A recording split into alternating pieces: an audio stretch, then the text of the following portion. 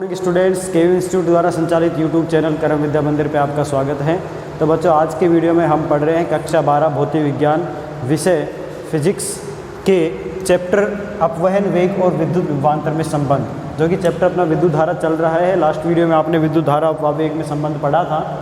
तो आपने विद्युत धारा और अपवाह वेग में संबंध इस तरह से पढ़ा था, I = NAEVD, ये फॉर्मूला मैंने करवाया था। और इसी के साथ साथ मैंने एक फार्मूला और करवाया था कि जो अपवाह वेग VD होता है, इसको आप μ × E की फॉर्म में लिख सकते हो, जहाँ पे म्यू गतिशीलता कहलाती है और E विद्युत क्षेत्र कहलाता है।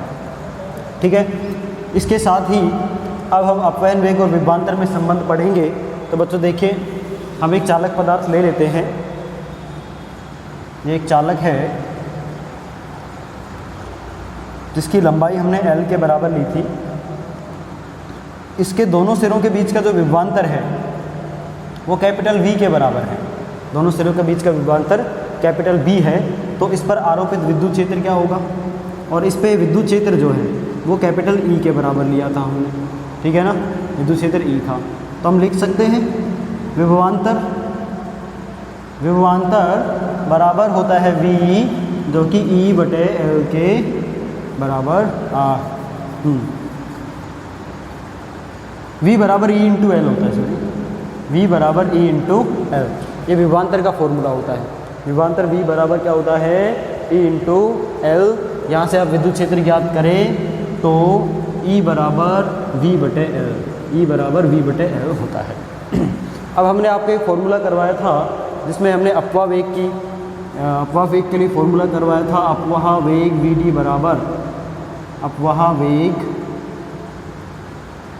VD बराबर कैपिटल E τ/m, ये फॉर्मूला होता है अपवाह वेग ज्ञात करने का। इलेक्ट्रॉन का अपवाह वेग ज्ञात करने का फॉर्मूला होता है VD बराबर E कैपिटल E τ/m, जहाँ पे E इलेक्ट्रॉन का आवेश है, E विद्युत क्षेत्र है ये वाला, टाउ विश्रांति काल है, औसत विश्रांति काल, और m द्रव्यमान है। औसत विश्रांति काल क्या था कि पदार्थ के अंदर सभी इलेक्ट्रॉनों को टक्कर लगने में जो औसत समय लगता है, इलेक्ट्रॉन को टक्कर लगने में जो औसत समय लगता है, दो क्रमागत टक्करों के बीच का औसत समय, वह विश्रांति काल टाउ से दर्शाया गया है। ओके, यहाँ पे E की वैल्यू रख दीजिए। ये समीकरण 2 लिख लो, इसको समीकरण 1 लिख लो। समीकरण 2 में 1 से मान रख दीजिए। VD बराबर E, कैपिटल E की वैल्यू लिखिए, कैपिटल V/L × τ/m, ऐसे है। ओके, तो ये फॉर्मूला आया, E कैपिटल V × τ/L है। ठीक है, VD बराबर क्या फॉर्मूला है बच्चों, E capital V × τ/Lm। Okay, तो हम देखेंगे कि आवेश तो एक नियत राशि है, टाउ भी नियत राशि है, चालक की लंबाई L फिक्स है, इलेक्ट्रॉन का द्रव्यमान फिक्स होता है। तो ये किस पे निर्भर करेगा, VD निर्भर करेगा आरोपित विभवांतर पर। VD किस पे निर्भर करेगा, आरोपित विभवांतर पर। ये समीकरण नंबर 3 हो गया। समीकरण नंबर 3 से देखिए, समीकरण 3 से VD is directly proportional to capital V। VD is directly proportional to capital V, अर्थात जो अपवाह वेग है वह विभवांतर के समानुपाती होगा। अर्थात अपवाह वेग समानुपाती है विभवांतर के। ओके, अपवाह वेग किसके समांतर है, विभवांतर के। अर्थात इसका मतलब ये हुआ कि अगर हम विभवांतर को इंक्रीज करते हैं, यदि V इंक्रीज होता है तो VD यानी कि अपवाह वेग भी बढ़ेगा। यदि इस चालक के दोनों सिरों के बीच का विभवांतर बढ़ा दे, विभवांतर यानी कि इस पर जो वोल्टेज जा रहा है वो बढ़ा दे, तो इलेक्ट्रॉनों का अपवाह वेग अर्थात इलेक्ट्रॉनों की गति भी बढ़ जाएगी। जो मुक्त इलेक्ट्रॉन इस चालक में गति कर रहे हैं विद्युत क्षेत्र के विपरीत दिशा में, उनकी गति भी इंक्रीज हो जाएगी और वो अधिक गति से दौड़ना शुरू करेंगे। इसके विपरीत अगर विभवांतर को कम कर दिया जाता है, कम कर देंगे तो उन पे विद्युत वाहक बल या विभवांतर के कारण जो बल लग रहा है वह कम हो जाता है और इलेक्ट्रॉन धीरे धीरे गति करेंगे। अर्थात V अगर कम कर दिया तो भी अपवाह वेग डिक्रीज हो जाएगा, कम हो जाएगा। तो बच्चों ये रिलेशन है अपवहन वेग और विभवांतर के बीच में संबंध को व्यक्त करता है। नोट कर लीजिए इसको।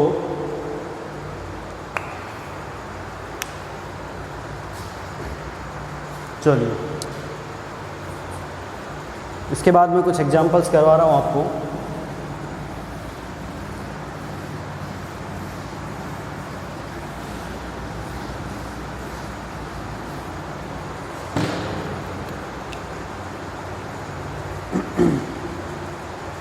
अभी तक आपने जो फॉर्मूले पढ़े हैं उनको मैं एक बार रिवाइज करवा देता हूँ। आपने फॉर्मूला पढ़ा विद्युत धारा का डेल्टा Q बटे delta T, limit delta T tends to 0। आप इसको लिख सकते हो dQ बटे dt। ठीक है, एक फॉर्मूला। दूसरा आपने धारा घनत्व का पढ़ा J बराबर I बटे A, या आपने ये भी पढ़ा होगा J बराबर DI बटे DA, या आपने ये भी पढ़ा है कि DI बराबर होता है JDA, या I बराबर होता है समाकलन JDA। ये आपने धारा घनत्व से संबंधित कुछ फॉर्मूले पढ़े हैं जिनमें धारा घनत्व धारा बटे क्षेत्रफल होता है, जिसको डेल्टा I बटे डेल्टा A या I बटे A लिख सकते हैं, या डेल्टा I को मैंने J डॉट DA से भी लिखा था। इसको आप ये भी लिख सकते थे JDA cos theta, JDA cos theta. ठीक है, ओके। धारा का मात्रक क्या होता है? एम्पियर। धारा घनत्व का मात्रक एम्पियर बटे मीटर स्क्वायर, एम्पियर बटे मीटर स्क्वायर। ओके, इसके बाद आपने फॉर्मूला पढ़ा अपवाह वेग का। अपवाह वेग VD बराबर E कैपिटल E बटे M इंटू टाउ, जहाँ पे E आवेश है, E विद्युत क्षेत्र है, ये द्रव्यमान है और ये विश्रांति काल है। इसी के साथ आपने विद्युत धारा और अपवाह वेग के बीच में संबंध पढ़ा NaEVD। इसी के साथ आपने गतिशीलता का फॉर्मूला पढ़ा म्यू बराबर VD बाई E। ठीक है बच्चों, और आपने विभवांतर और अपवाह वेग के बीच में फॉर्मूला पढ़ा VD जो कि समांतर आता है कैपिटल V के। VD किसके समांतर आता है? कैपिटल V के। अभी लास्ट मैंने ये पढ़ाया है फॉर्मूला आपको, तो इसमें आप लिख सकते हो कि VD बराबर E tau ML into V। ये फॉर्मूला मैंने करवाया है। तो ये सारे फॉर्मूले हैं, इन पर आधारित कुछ क्वेश्चन हम करेंगे। इसका स्क्रीनशॉट ले लीजिए आप। ओके, चलिए एग्जाम्पल 5.1।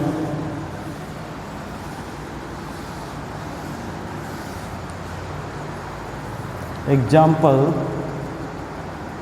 5.1। ठीक है, क्वेश्चन कह रहा है कि एक पृष्ठ से गुजरने वाले आवेश Q का मान समय t पर निर्भर करता है। Q बराबर है 4t³ plus 5t plus 6। Capital Q बराबर है 4t³ plus 5t plus 6 coulomb. तो t बराबर 1 सेकंड पर पृष्ठ से प्रवाहित तात्क्षणिक धारा का मान ज्ञात करो। t बराबर 1 सेकंड पर धारा का मान ज्ञात करो। धारा का मान ज्ञात करो। ठीक है बच्चों, तो आपको t बराबर 1 सेकंड पर धारा का मान निकालना है। तो इसके लिए अभी हमें फॉर्मूला यूज़ करना है I बराबर, ये फलन के रूप में है आवेश का मान, तो इसको आप अवकलन कर दीजिए फलन का t के सापेक्ष dq बटे dt, यानी कि d बटे dt करेंगे आवेश का 4t³ plus 5t plus 6। Then I बराबर 4 आगे आ जाएगा। ये देखो अवकलन करेंगे 4t³ का तो 3 घात आगे आएगी, 4 से मल्टीप्लाई 12, इसमें से 1 घात कम हो जाएगी स्क्वायर, प्लस 5t, t का हो जाएगा 1 और 6 का हो जाएगा 0। ठीक है, 6 एक कांस्टेंट राशि है, इसका अवकलन 0 होगा और 5t का 5 होगा। तो इस तरह से I का मान ये आया बच्चों, ये I का मान आया। अब हमें I का मान निकालना है at t equals to 1 second. At t equals to 1 second, तो यहाँ पे रखिए 12 इंटू 1 का स्क्वायर प्लस 5 बराबर 12 प्लस 5 बराबर 17। धारा का मात्रक क्या लिखेंगे, एम्पियर। तो t बराबर 1 सेकंड पे धारा का मान इस क्वेश्चन में 17 एम्पियर के बराबर आ रहा है। ओके, चलिए ठीक है, अगला क्वेश्चन देखिए, इसको नोट कर लीजिए आप।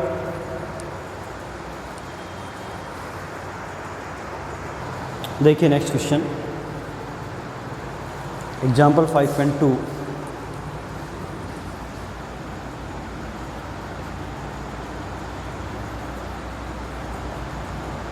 एग्जाम्पल 5.2 इसमें लिखा गया है कि 1 × 10⁻⁻7 मीटर स्क्वायर अनुप्रस्थ काट वाले तांबे के तार में 1.5 एम्पीयर की धारा प्रवाहित हो रही है। मान लो इस तरह का कोई ये अनुप्रस्थ काट का एक तांबे का तार ले लेता हूँ मैं यहाँ पे। इसमें जो धारा प्रवाहित हो रही है उस धारा की वैल्यू है 1.5 एम्पियर। तो I बराबर है 1.5 एम्पियर और इसका अनुप्रस्थ काट का क्षेत्रफल कैपिटल A, जिसको लिखेंगे हम 1 × 10⁻⁻7 मीटर स्क्वायर, यानी कि -7 मीटर स्क्वायर है। इसको हटा दो साइड। ओके, ये तांबे का तार का क्षेत्रफल है। तांबे के प्रत्येक परमाणु धारा में प्रवाह में एक चालक इलेक्ट्रॉन का योगदान करता है। तांबे का घनत्व दे रखा है आपको और परमाणु द्रव्यमान है इसका इतना, तो आपको ज्ञात करना है इसमें औसत अपवाह वेग का मान। बच्चों, आपको औसत अपवाह वेग का मान ज्ञात करना है इस परमाणु में। ये तांबा है, तांबे का जो परमाणु द्रव्यमान है, परमाणु द्रव्यमान Cu का परमाणु द्रव्यमान बच्चों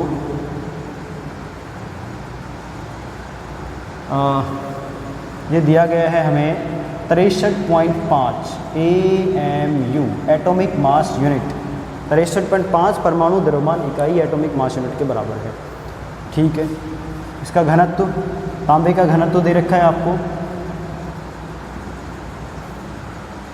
तांबे का घनत्व है 9 × 10⁻³ kg, 9 × 10⁻³ kg पर मीटर क्यूब। ओके, तो ठीक है, द्रव्यमान ज्ञात कर लेते हैं। अब ये बोल रहा है कि कॉपर का एक परमाणु एक मुक्त इलेक्ट्रॉन देता है, तो जितने परमाणु इसमें होंगे 63, इसके जो द्रव्यमान दिया गया है उसमें उतने ही इलेक्ट्रॉन, मुक्त इलेक्ट्रॉन हमें मिलेंगे। तो मुक्त इलेक्ट्रॉनों की संख्या ज्ञात हो जाएगी। अपवाह वेग का फॉर्मूला क्या होता है, अपवाह वेग Vd बराबर n, Vd बराबर E, कैपिटल E τ/m। ये लिखना है आपको। Vd बराबर, इससे तो करंट दे रखा है ना, करंट और उसके फॉर्म में लिखिए I बराबर NaeVd, या यहाँ से Vd बराबर I/NaE। करंट दे रखा है तो ये करंट वाला फॉर्मूला आप यूज़ करेंगे। ये सूत्र हो गया भाई। इस सूत्र में आपको I का मान गिवन है, ओके गिवन है, क्षेत्रफल दिया है, इलेक्ट्रॉन का द्रव्यमान दिया है, n नहीं दिया। आपको क्या ज्ञात करना है, अभी यहाँ पे n की वैल्यू ज्ञात करनी है। n क्या होता है, एकांक आयतन में मुक्त इलेक्ट्रॉनों की संख्या। एकांक आयतन में या इकाई आयतन में मुक्त इलेक्ट्रॉनों की संख्या। एकांक आयतन में मुक्त इलेक्ट्रॉनों की संख्या ज्ञात करनी है। अब देखिए आप यहाँ पे किसी भी परमाणु में उसके एक मोल में, किसी भी परमाणु के एक मोल में, किसी भी पदार्थ के एक मोल में, किसी भी पदार्थ के एक मोल में परमाणुओं की संख्या अवोगाद्रो संख्या के बराबर होती है। पता है आपको, किसी भी पदार्थ के एक मोल में परमाणुओं की संख्या कितनी होती है, अवोगाद्रो संख्या के बराबर होती है। अर्थात एक मोल पदार्थ में परमाणुओं की संख्या,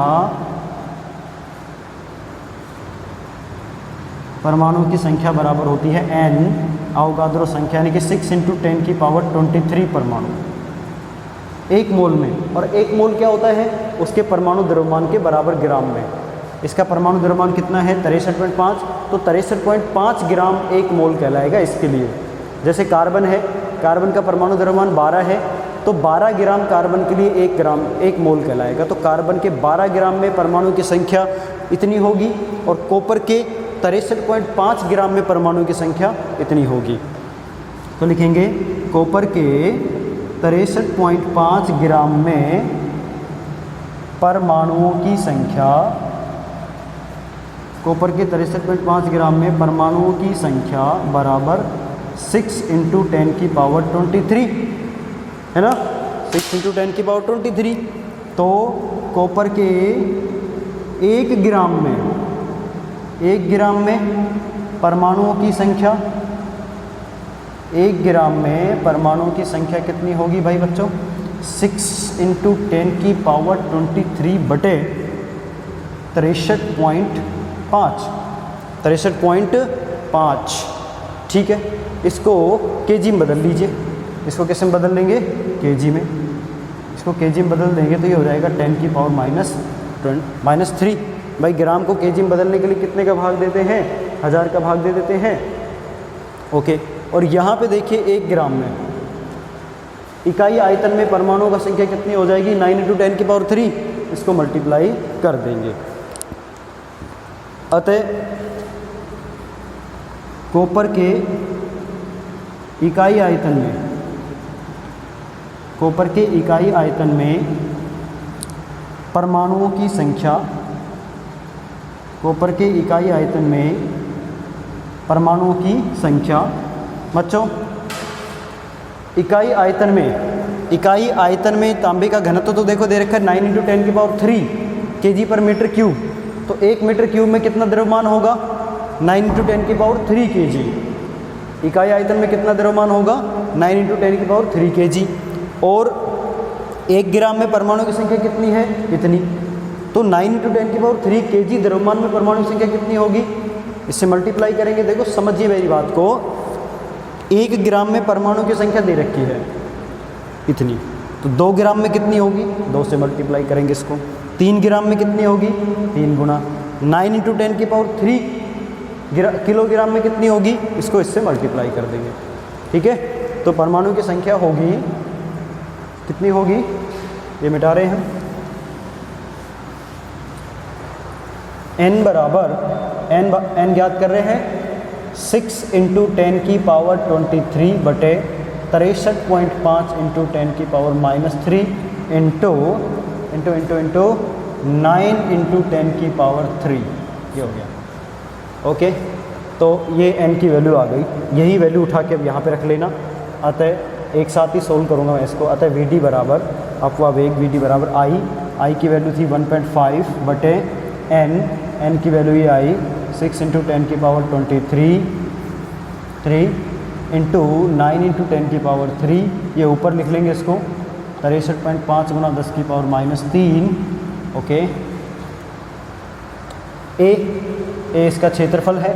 क्षेत्रफल कितना दिया गया था? 10⁻⁻7 मीटर स्क्वायर। ओके, और इसके बाद इलेक्ट्रॉन का आवेश है यहाँ पे 1.6 × 10⁻⁻19। ऐसे सब वैल्यू लिखी है भाई। इस फॉर्मूले में INAE का मान रखा गया है 6 × 10⁻23, 9 × 10⁻³ 63.5 इंटू हाँ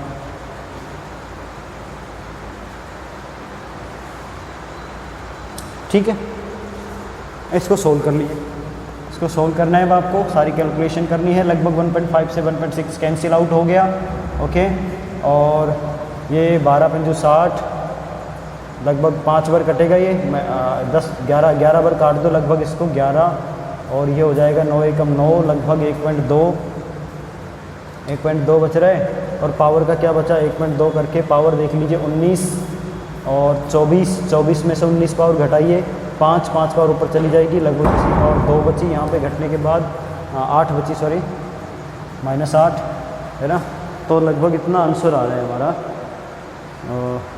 अच्छा, ये 5 पावर बचेगी और कितना बचेगा? 19, 5, 3। ठीक है, ये कैलकुलेशन आपको करनी है। अब आप कर लेना इसको। अब हम चलते हैं अगले क्वेश्चंस की ओर। अगला क्वेश्चन ही अगला एक डाउट है हमारा। नेक्स्ट अब एक डाउट लेके चलेंगे कि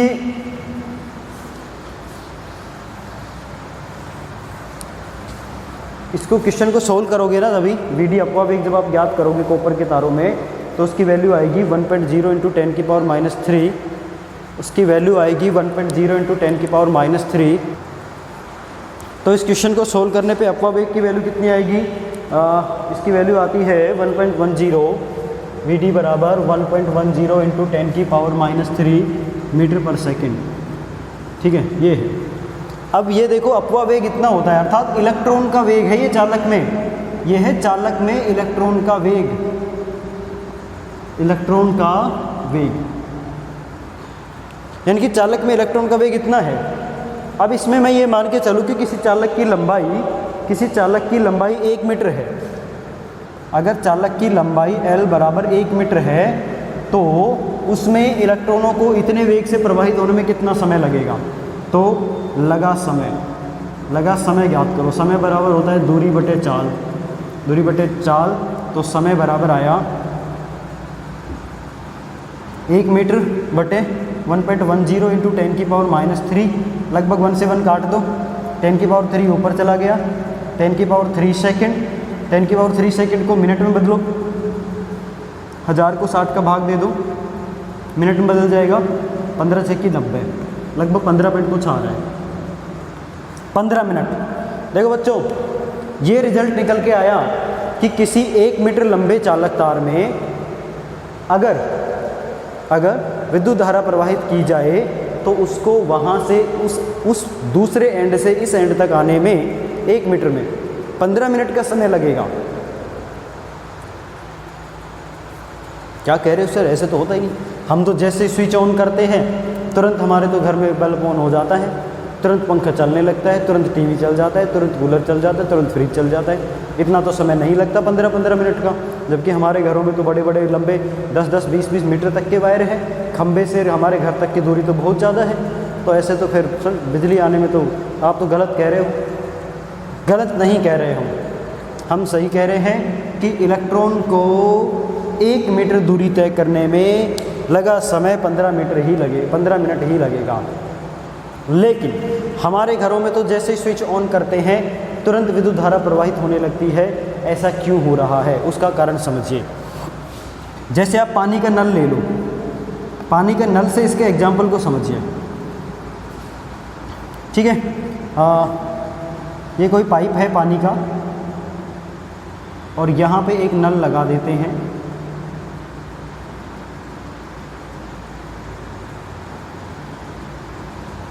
यहाँ पे एक नल लगा देते हैं।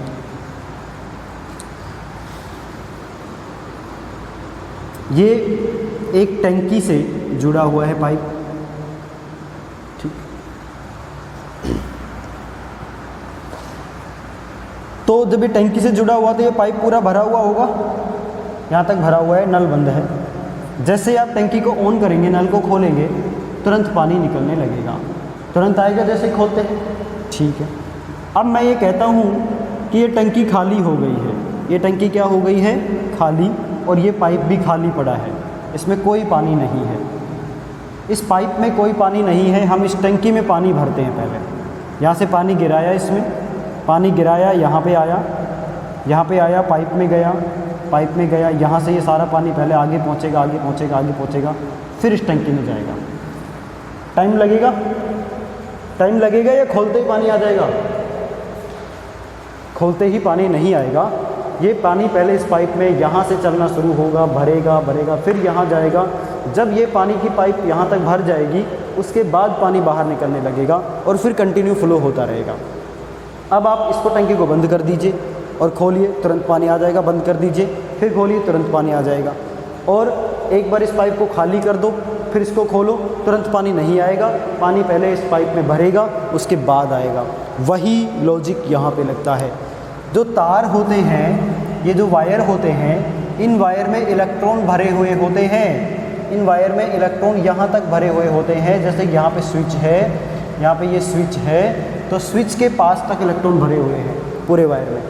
जैसे ही यहाँ से बिजली सप्लाई देते हैं, यानी कि विभवांतर आरोपित करते हैं, तो तुरंत ये वाले इलेक्ट्रॉन इन इलेक्ट्रॉनों पे दाब लगाते हैं। क्या लगाते हैं? दाब लगाते हैं। दाब लगाने से इन इलेक्ट्रॉनों पे धक्का पड़ता है, ये अपनी ऊर्जा इसको ऐसे ऐसे ऊर्जा स्थानांतरित कर देते तुरंत, और यहाँ पे आवेश प्रवाहित होने लगता है, धारा उत्पन्न हो जाएगी। यहाँ पे धारा का प्रवाह चालू हो जाएगा।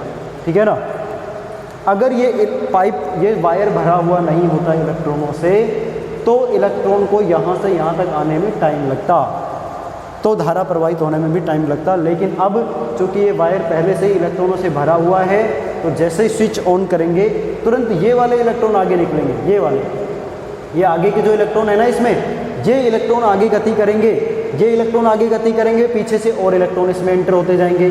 फिर ये इलेक्ट्रॉन निकल गए, फिर ये वाले इलेक्ट्रॉन आगे आएंगे, पीछे से और इलेक्ट्रॉन ये आगे आते जाएंगे, पीछे वाले इलेक्ट्रॉन भरते जाएंगे इसमें, और आवेश प्रवाह कंटिन्यू होता रहेगा। इसलिए धारा के प्रवाह में जैसे ही आप स्विच ऑन करते हो कोई भी समय नहीं लगता है। उसका रीज़न ये है। ठीक है बच्चों, समझ आया आपको? क्वेश्चन देखिए अगला, एग्जाम्पल 5.3।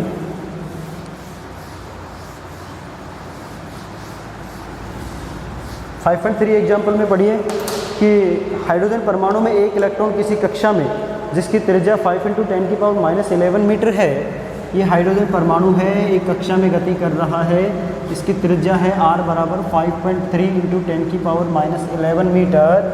ओके, और इसमें जो वेग है इलेक्ट्रॉन का, ये इलेक्ट्रॉन है, मान लो इसका ये वेग दे रखा है, इसका वेग है 2.2 × 10⁻6 मीटर पर सेकंड। इतने वेग से ये गति कर रहा है।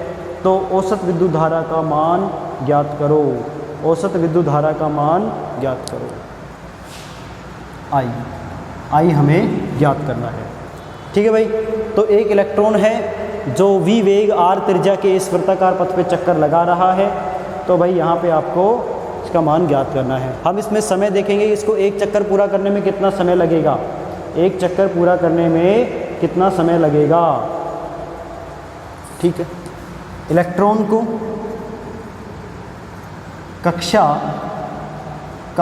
कक्षा में एक चक्कर लगाने में लगा समय, कक्षा में एक चक्कर लगाने में लगा समय t बराबर, समय कैपिटल T से लिखेंगे एक चक्कर में, समय बराबर होता है दूरी बटे चाल। तो बच्चों जब ये इलेक्ट्रॉन यहाँ से ऐसे चलेगा, ऐसे चल के वापस यहाँ पे आएगा, तो एक चक्कर पूरा हो गया। परिधि पे एक चक्कर की दूरी 2πr होती है। कितनी होती है? 2πr। चाल कितनी दे रखी है इसकी? v। तो इतना समय लगेगा 2πr बटे v। r आपको गिवन है, v भी गिवन है, मान रख लेंगे। और धारा का मान ज्ञात करने के लिए फिर फॉर्मूला लगाएंगे। धारा I बराबर होता है Q बटे T। Q बटे T, Q का मान इलेक्ट्रॉन का आवेश, I बराबर Q बटे T, देन I Q का मान है 1.6 × 10⁻19, T का मान है 2πr, 2πr बटे v ऊपर मल्टीप्लाई हो गया, तो I बराबर 1.6 × 10⁻19 इंटू v का मान है 2.2 × 10⁶, okay, into 2 into 3.14 into r 5.3 × 10⁻11। ये इस तरह से सारे वैल्यूज़ रख लेंगे। इनको सरल कर लेना। सरल करने के बाद धारा का मान प्राप्त हो जाएगा। ओके बच्चों, चलिए नेक्स्ट टॉपिक की ओर। अगला टॉपिक है ओम का नियम। वाह, ओम का नियम, ओम का नियम। बेटो जॉर्ज साइमन ओम एक वैज्ञानिक थे। उन्होंने ये नियम दिया था। उन्होंने ये बताया था अगर किसी पदार्थ की भौतिक अवस्था, ताप, लंबाई और पदार्थ की प्रकृति अगर नहीं बदली जाए तो तार पे प्रवाहित धारा का मान उसके विभवांतर के समानुपाती होता है। तार में प्रवाहित धारा चालक के सिरों के मध्य विभवांतर के समानुपाती होती है। यदि ताप, लंबाई, प्रकृति, पदार्थ की प्रकृति आदि स्थिर रहे तो चालक में प्रवाहित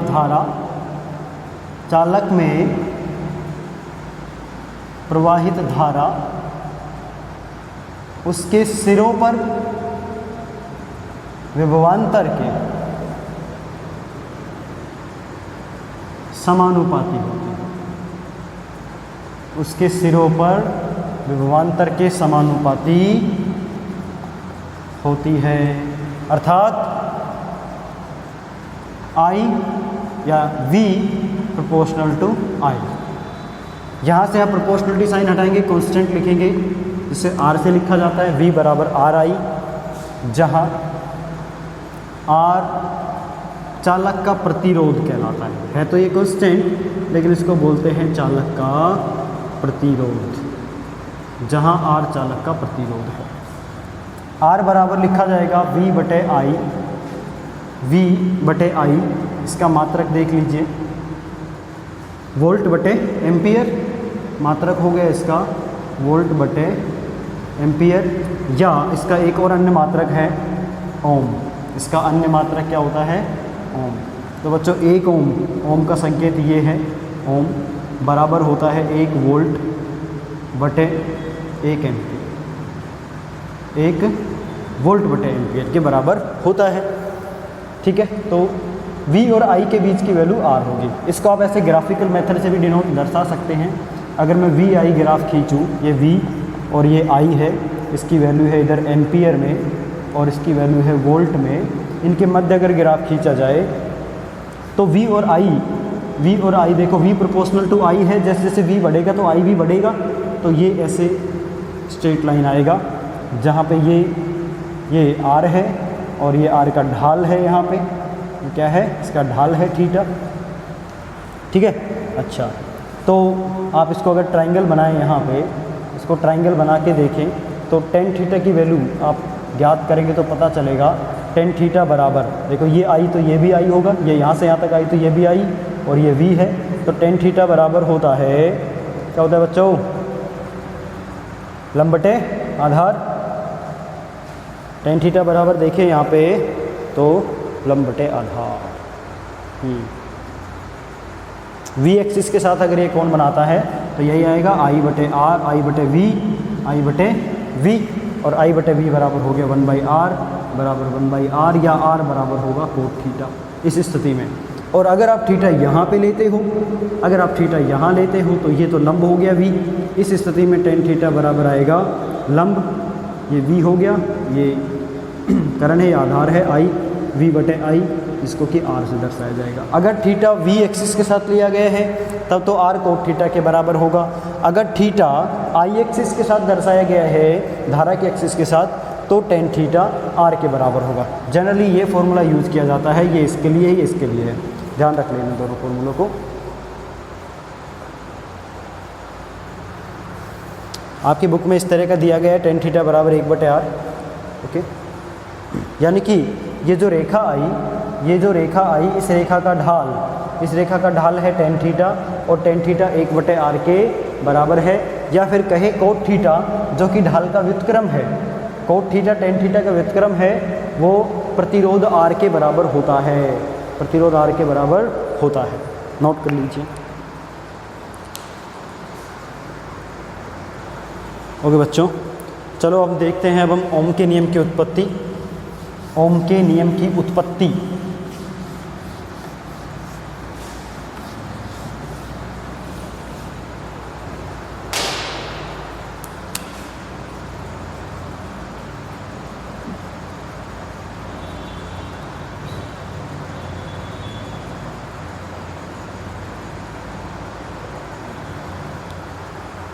जैसा कि हम जानते हैं बच्चों, चूँकि हमें पता है धारा और अपवावेग के बीच में संबंध I बराबर होता है NaEVd, इतना पता है आपको। और धारा घनत्व भी पता है आपको, धारा घनत्व J बराबर होता है धारा बटे क्षेत्रफल। यहाँ पे धारा का मान रखें तो N A E V D बटे ए से ए कैंसिल, तो धारा घनत्व की वैल्यू आएगी एन ई वी डी के बराबर। ठीक है, ये धारा घनत्व हो गया। चूँकि आपको पता है वी डी अपवाह वेग वी डी बराबर होता है ई कैपिटल ई टाउ बटे एम, ये रख लीजिए। रखने पर जे बराबर होगा एन ई और वी डी की वैल्यू है ई कैपिटल ई बटे टाउ, यानी कि जे बराबर हो गया n e square capital E बटे tau, n e square capital E बटे टाउ, ये जे की वैल्यू हो गई है। ठीक है, ये जो राशि है, ये जो समीकरण आया जे बराबर, इसको मैं समीकरण 1 मान लूँ, तो समीकरण 1 में देखिए एन एक कांस्टेंट राशि है, ई इलेक्ट्रॉन का आवेश ये भी कांस्टेंट राशि है, टाउ विश्रांति काल है ये भी एक कांस्टेंट राशि है। ठीक है, और विद्युत क्षेत्र को तो हम ज़्यादा या कम कर सकते हैं, लेकिन इनके मानों में कोई परिवर्तन नहीं कर सकते, इनके मानों में, तो ये सब कांस्टेंट है। तो इन सभी को में सभी नियतांक हैं, ये इन सभी को एक नियतांक बना देता हूँ, सभी नियतांक हैं, अतः मैं जे को लिख सकता हूँ सिग्मा ई। जे को क्या लिख सकता हूँ? सिग्मा ई, जहाँ सिग्मा बराबर होगा एन ई स्क्वायर बटे टाउ, एन ई स्क्वायर बटे टाउ चालकता कहलाती है। क्या कहलाती है? चालकता कहलाती है। ये चालकता का फॉर्मूला होता है, एन ई स्क्वायर बटे टाउ, ये चालकता कहलाती है, एन ई स्क्वायर बटे टाउ। एम और कहाँ गया? एम और था यहाँ पे, एम और लिखिए यहाँ पे, एम और आएगा भाई, ये यहाँ पे एम भी आएगा, एम एन ई टाउ ये सब कांस्टेंट हैं, और इन सबको देखा जाए तो भाई फॉर्मूला आपका ये आता है। ठीक है, तो ये सिग्मा से दर्शाया जाएगा चालकता को, चालकता कहलाती है। सदिश रूप में आप इसको ऐसे भी लिख सकते हो, सदिश रूप में जे सदिश बराबर होगा सिग्मा ई सदिश, क्योंकि जे भी एक सदिश राशि है, धारा घनत्व, विद्युत क्षेत्र भी एक सदिश राशि है, और धारा घनत्व की दिशा विद्युत क्षेत्र की दिशा में होती है, तो जे बराबर होगा सिग्मा ई। यह ओम के नियम का सदिश रूप है, यह ओम के नियम का सदिश रूप है। ठीक है भाई, आपसे कोई पूछे कि ओम के नियम का सदिश रूप लिखिए, तो आपको लिखना है जे बराबर सिग्मा ई, जहाँ जे धारा घनत्व, ई विद्युत क्षेत्र और सिग्मा चालकता है, जिसकी वैल्यू एन ई स्क्वायर बटे टाउ एम होती है, एन ई स्क्वायर बटे टाउ एम होती है। टाउ तो ऊपर आना चाहिए था, 1 मिनट माइनस देखने दो मेरे को। हाँ, ये टाउ यहाँ पे आएगा, वी डी का मान रखेंगे इसमें ई टाउ बटे एम, तो एम यहाँ पे, टाउ यहाँ पे, ठीक है, एम ऊपर आएगा, ये है भाई। वी डी का मान रखेंगे ना इधर, वी डी का मान रखेंगे यहाँ पे जे बराबर एन ई, फिर ये वी डी का मान रखा इसमें, तो ई टाउ एन ई स्क्वायर ई टाउ बटे एम, एन ई स्क्वायर ई टाउ बटे एम, फिर मिस्टेक कर दिया, टाउ यहाँ पे आएगा, एम यहाँ पे आएगा। ठीक है, तो ये सब राशियाँ हो जाएगी। अच्छा, और देखिए, यदि मैं चालक पदार्थ लेता हूँ एक एल लंबाई का, ये एक चालक पदार्थ है एल लंबाई का, इसके दोनों सिरों के बीच विभवांतर V है, और इस पर आरोपित विद्युत क्षेत्र कैपिटल E है। ठीक है, इस तरह से है, और इसमें जो धारा प्रवाहित हो रही है, धारा का मान है कैपिटल I के बराबर, इसमें प्रवाहित धारा कितनी है? कैपिटल I के बराबर। ठीक है भाई, ये एक चालक पदार्थ है जिसकी लंबाई है L, जिसके दोनों सिरों के बीच में विभवांतर कैपिटल V है, इस पे E विद्युत क्षेत्र आरोपित किया गया है, जिससे इसमें I धारा प्रवाहित हो रही है। तो आप क्या लिखेंगे? जे बराबर क्या होगा? धारा बटे क्षेत्रफल। ठीक है, सिग्मा धारा घनत्व की वैल्यू अगर आप ज्ञात करो तो धारा घनत्व की वैल्यू हो जाएगी I बटे A, और इधर आपने जे बराबर देखा, जे बराबर क्या होता है? चूँकि आपने फॉर्मूला पढ़ा जे बराबर सिग्मा ई, और जे का मान होता है I बटे ए, सिग्मा ये ई विद्युत क्षेत्र होगा, जिसकी वैल्यू हो जाएगी V बटे एल। ई का फॉर्मूला ये होता है V बटे एल। ठीक है, V बटे एल लिख दिया। सिग्मा की वैल्यू यहाँ पे रख दीजिए, सिग्मा की वैल्यू रखने से पहले आप V का मान निकाल लो, V बराबर V, ये मान निकालिए, तो V बराबर देखो I बटे ए, ये तो रहेगा इंटू एल बटे सिग्मा। ये आ जाएगा। बच्चों ये विभवांतर है, V बराबर आई एल, इसको मैं थोड़ा तरीके से लिखूँ 1/सिग्मा L/A इंटू आई, ऐसे लिख लेता हूँ मैं इसको, ठीक है, ये ऐसे। ओके, अब सिग्मा की वैल्यू हम रख लेंगे वहाँ से NE² τ/m, NE² τ/m। लेकिन उससे पहले मैं आपको एक चीज़ और बता दूँ, 1/सिग्मा बराबर रो कहलाता है। 1/सिग्मा यानी कि चालकता का उल्टा, इसको बोलते हैं प्रतिरोधकता। क्या कहलाता है बच्चों? प्रतिरोधकता कहलाता है, ठीक है। तो V बराबर लिखा गया रो L/A इंटू आई, ठीक, रो L/A इंटू आई। और रो L/A को क्या बोलेंगे? प्रतिरोध। क्या बोलेंगे? प्रतिरोध। चूँकि R बराबर होगा रो L/A, ये प्रतिरोध होता है, इसलिए V बराबर RI हो जाएगा, V बराबर RI। तो यहाँ से ओम के नियम की उत्पत्ति हो जाती है। तो V बराबर IR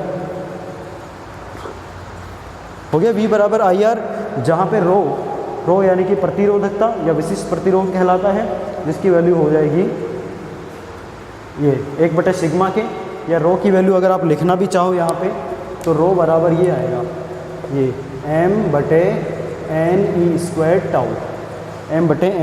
τ, और बाकी सिग्मा की वैल्यू क्या नाम है, ये रो L/A ये प्रतिरोध कहलाता है।